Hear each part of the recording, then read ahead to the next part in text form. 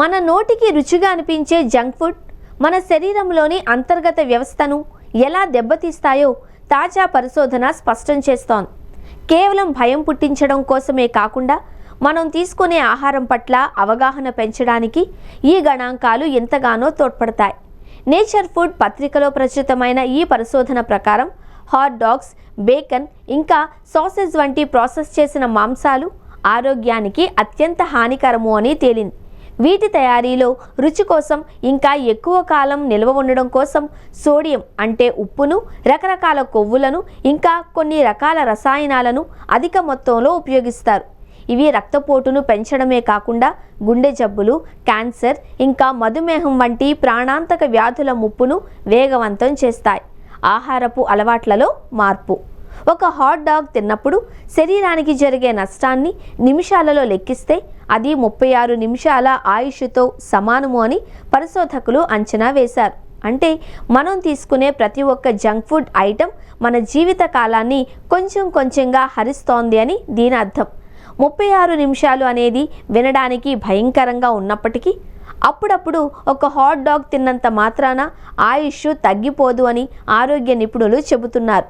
కానీ ఇలాంటి ప్రాసెస్ చేసిన ఆహారాలు తినడం అలవాటుగా మారితే మాత్రం దీర్ఘకాలంలో కోలుకోలేని నష్టం జరుగుతుంది. ఒకవేళ హాట్ డాగ్ వంటి ఆహారం తీసుకున్నప్పుడు దాంతోపాటు పండ్లు ఇంకా ఆకుకూరలు వంటి పీచు పదార్థం ఎక్కువగా ఉండే ఆహారం తీసుకుంటే కొంతవరకు ఆ ప్రభావాన్ని తగ్గించవచ్చు.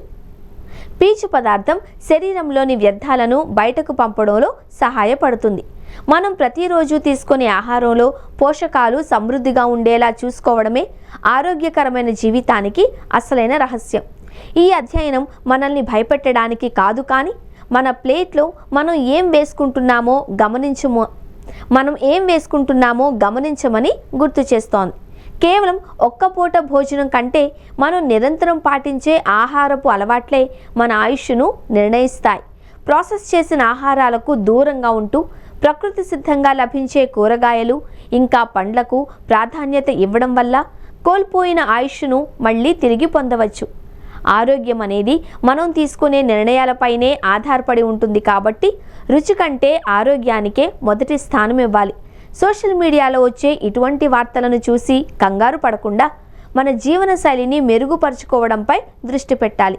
అప్పుడే మనం నిండు నూరేళ్లు ఆరోగ్యంగా జీవించగలం. మన ప్రాణం మన చేతుల్లోనే ఉంది అనే సత్యాన్ని ప్రతి ఒక్కరూ గ్రహించాలి.